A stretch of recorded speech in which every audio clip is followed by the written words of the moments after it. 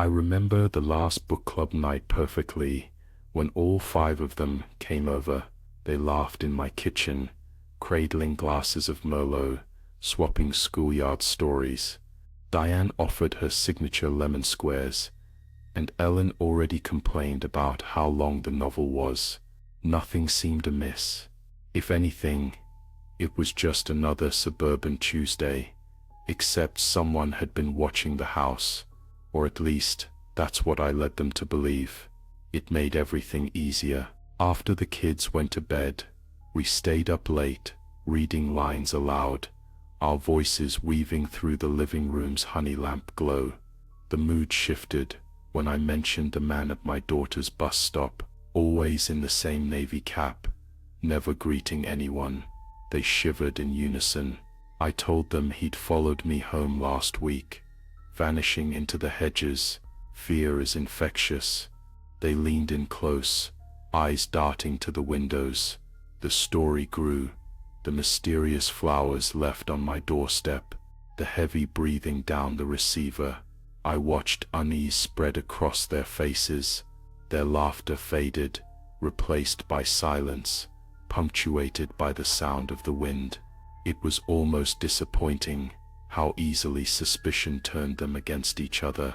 After Diane left the room to make a call, I caught Ellen whispering about how she never did trust Diane, how Diane's husband worked late, and no one really knew what he did. I let the paranoia bloom unchecked, feeding it crumbs, glancing at the back door as though waiting for a knock. When the lights flickered, the illusion became real.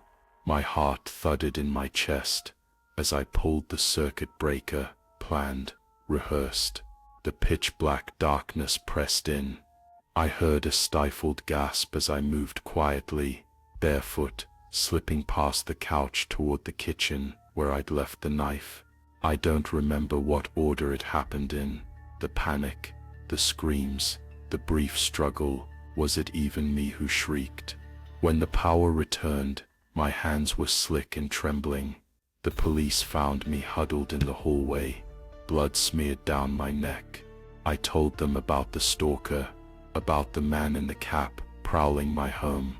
I described his cologne, the mud on his boots, the husk of his voice whispering outside my window.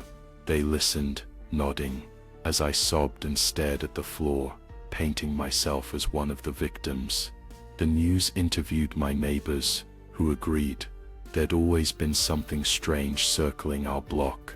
I sometimes catch glimpses of them, the women whose lives I ended, flickering at the edge of the nursery each night. The gentle clink of a wine glass, a book dropping to the floor, and soft voices, always discussing that last unfinished chapter. The story of a mother who survived, forever haunted by a stranger no one else remembers. But in the dark, sometimes I think I can hear heavy, measured footsteps in the hallway, boots caked with mud, and I wonder if something or someone is truly coming for me after all.